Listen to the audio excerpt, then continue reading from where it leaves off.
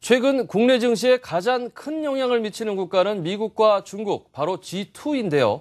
미국과 중국이 25일 정상회담을 갖기로 해 경제 협력을 이뤄낼 수 있을지에 관심이 쏠리고 있습니다. 김동욱 기자입니다.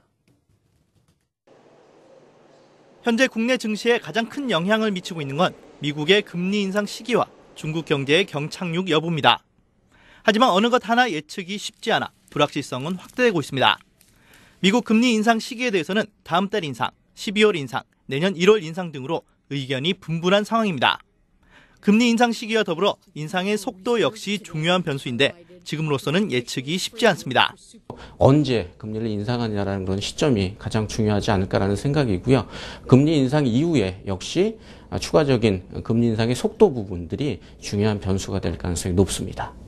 미국의 금리 인상보다 더 큰 변수로 떠오르고 있는 중국 경제의 경착륙 여부는 더 안개 속입니다.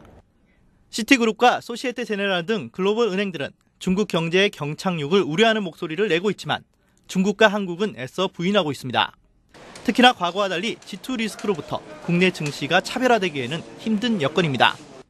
결국 2013년 테이퍼링 리스크가 터졌을 때도 국내 증시가 차별화될 수 있었던 부분 자체는 당시에는 중국 경기가 상대적으로 견조했던 부분들이기 때문에 국내 증시가 차별화될 수 있었던 부분들이고요. 그러나 이번 경우에는 중국 증시라든지 경기 자체가 여전히 불안정하다고 본다면 국내 증시나 경기가 차별화되기에는 다소는 좀 어려운 환경이 아닌가라는. 그런 가운데 시진핑 중국 국가주석이 미국을 방문해 25일 버락 오바마 대통령과 정상회담을 가질 예정이어서 세계의 이목이 집중되고 있습니다.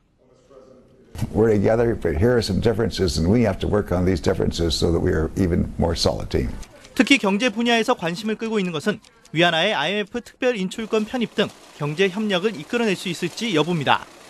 두 정상의 만남이 G2 리스크의 해소로 이어질지 아니면 플라자 합의 30년 만에 다시 환율 전쟁으로 비화될지 두 정상의 입에 전 세계의 눈이 쏠리고 있습니다. 한국경제TV 김동욱입니다.